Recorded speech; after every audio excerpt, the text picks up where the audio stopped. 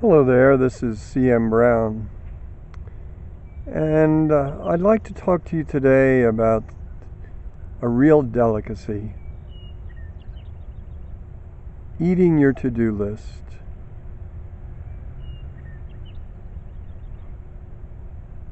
We seem to have this propensity to find that we are busy.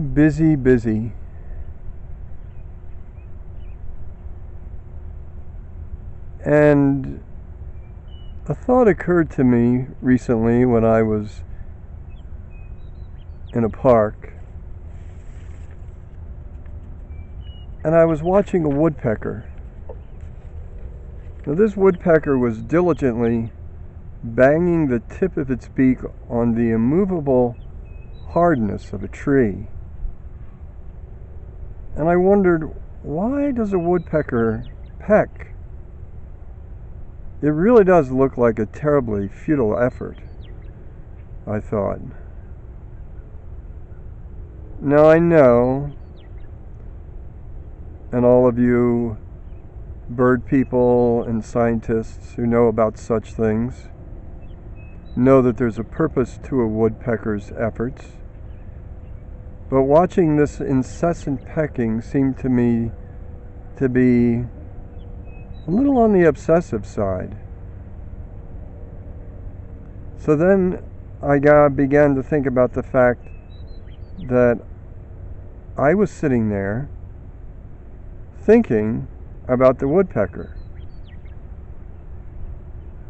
And it occurred to me that, well, what is this experience of thinking? The woodpecker pecks.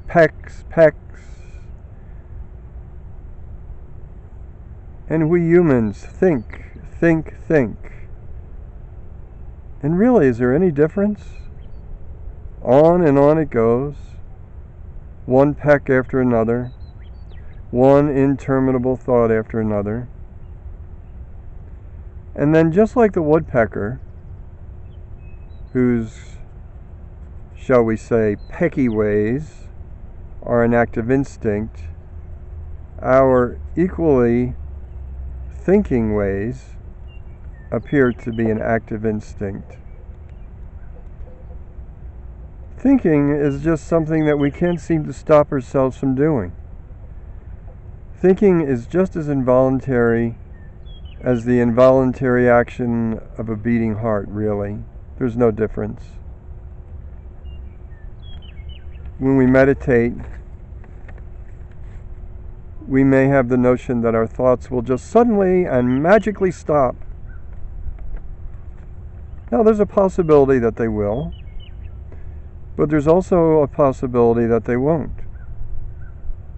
And yet, when we engage in meditation, we may begin to notice that our thoughts are nothing more than a behavior, like scratching your nose, or like a woodpecker pecking. This really came home to me several years ago when I was at a retreat in a Zen monastery. And we had this opportunity to have a question and answer period with the Zen master, which was really unusual. That usually doesn't happen. So one person raised his hand kind of hesitantly, and he said to the Zen master that when he was meditating, he just couldn't stop his mind from thinking. "Ah," replied the Zen master, "and when you are meditating, does your heart stop beating?" Well, there it was. The point was made. A woodpecker banging its head against a tree, a heart beating, a mind thinking. All of these interminable behaviors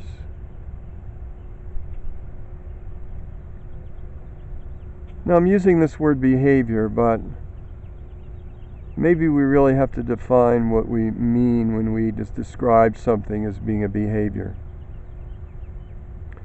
A behavior is ultimately something that is happening. The branch of a tree moves in the wind, and that is a thing happening. Dragonflies fly through the air. That is a thing that is happening. So the wind is behaving, the moving branch is behaving, the flying dragonfly is behaving. All of these are behaviors. And a thought moving through the mind is a thing that is happening. That too is a behavior. But the only difference is that one is happening outside of you, the moving branch, the pecking woodpecker, or the flying dragonfly, and the other, the thinking behavior, is happening on the inside of you. So here's where the trouble begins. When we confuse a thought as being more significant than a moving branch. Now, it seems more significant because it's so close to us. Our thoughts are just embedded in our experience so deeply that it's difficult to think of them as being the same as a moving branch in the wind.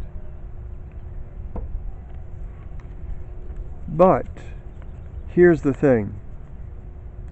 You have the ability to observe the moving branch, and you also have the ability to observe the moving thought. So there's nothing to do except to just let it happen.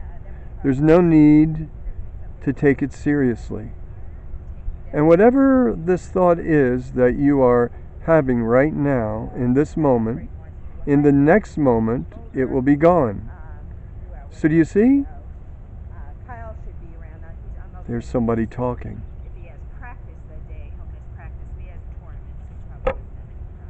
Busy, busy, busy. Talking on their cell phone. Walking through this beautiful place. No, I'm not criticizing. It's just a thing that happens. It's what people do. It's a behavior. But there's no need to take it seriously. No need to take it seriously. Whatever this thought is that you're having right now in this moment, in the next moment it will be gone. So just be with that for a moment. Okay, so do you want me to extend you the whitewater rafting and zip lining company? See? The thought has already disappeared. That thought rose up out of the empty space, and it has returned, poof, to empty space. Now just imagine that you're sitting in your kitchen, and on the plate there's a grape, one single grape, and it looks luscious. So you pick it up and you put it in your mouth and you swallow it, and then poof, it's gone. And then you think of all the things that are on your to-do list. Think of all the things that you, right now, have on your to-do list. And these are things that you think you have to do. Well, you might say, well, I have to go grocery shopping, I have to pick up the kids, I have to do this, I have to do that. So these are things that you very much believe are things that you have to do. But it's thinking. You think you have to do it. you could probably cross 3/4 of the things off your to-do list, and your life would still be just fine. So just like you picked up that luscious grape and put it in your mouth and swallowed it, do the same with your to-do list. I say, eat your to-do list, swallow it. It disappears. And when you realize that everything on that to-do list, every single thing is temporary, you realize that the thoughts that are passing through your mind are just as temporary as a grape. Now, the wondrous thing about being a human being is not that we think, but the wondrous thing about being a human being is that we have the ability to observe the thoughts as they come and as they go.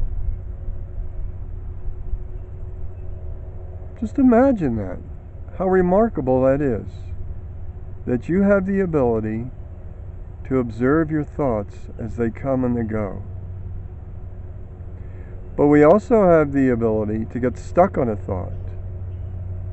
And we also fall into the trap of believing that the thought is telling us something real and true. Now, what makes a thought real and what makes a thought true? Nothing. It's just a belief.